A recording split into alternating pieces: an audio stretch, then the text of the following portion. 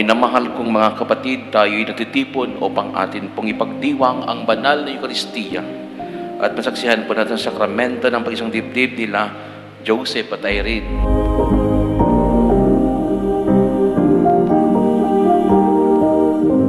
Bilang isang sambayang Kristiyano, ipinapaalala po natin sa dalawa ang tawag sa kabanalan at katapatan bilang mag-asawa, kung kaya't maglalak tayong kasama nila sa umagang ito. Sa inyong buhay karanasan, Joseph at Irene, masasabi po natin na ang pagmamahal na ipinunla ng Diyos sa inyong mga puso ay unti-unting lumago. Sabi nga, it is a representation of how the beauty of the love of God grows in your heart as a couple.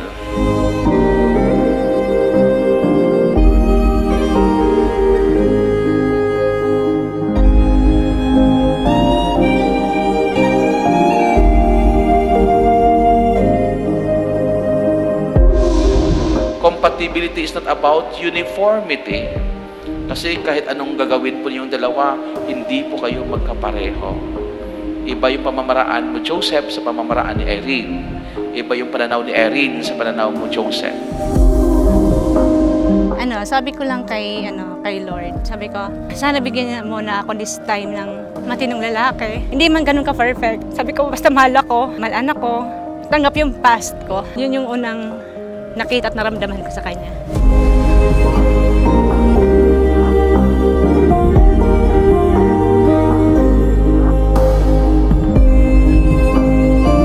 Before naging kami, tagal ko naging single. Years din. Hindi ko na nga mabilang, pero matagal. Si Ayan bilang partner is very supportive. Kapag mahal, masikaso, mahilig maghugas ng pinggan.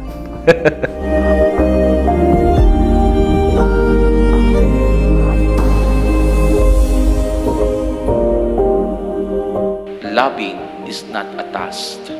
It must be always a way of living to both of you as a husband and wife, so that you can always love one another, always and forever.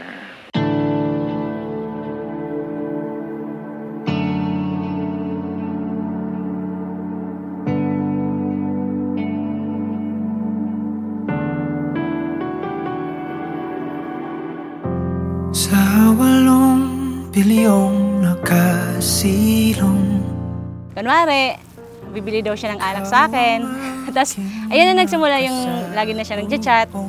Tapos nagaya na siyang mag-date. Pero after ng date is walang nangyaring spark. Kasi parang di pa rin ako ready nun.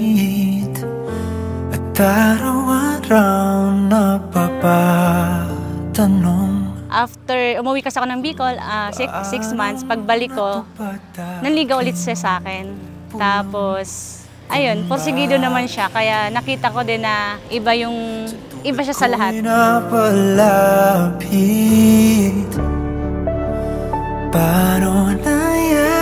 Something unexpected and something that will surprise you. It will come to you out of nowhere. Pero yun, you really have to work for it at times. Yan din yung passion and willingness ko to do that for her. And nakita ko din yung willingness niya to do that for me. In going through this moment, pero yun nga, nalagpasan naman natin and we had our ups and downs, but you know, this is it. This is what we've prepared for and what we've prayed for. So, let's do it.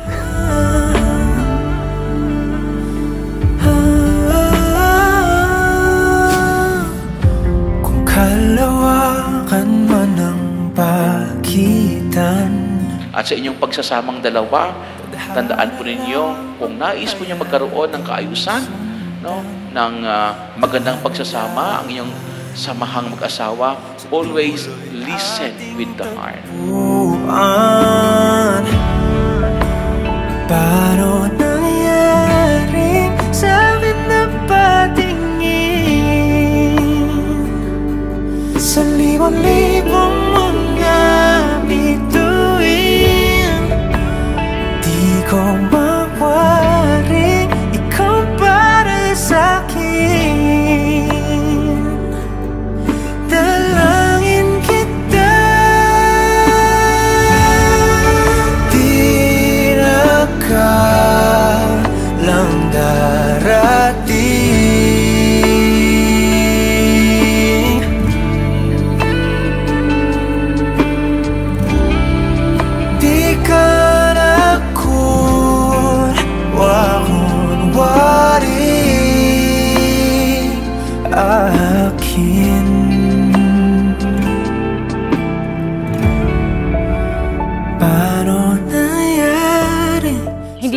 siya may respeto sa akin, kundi sa family niya, lalo sa mami niya.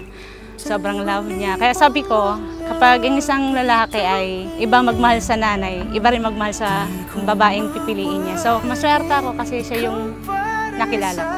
I love. Thank you sa lahat. May forever tayo. Yun lang.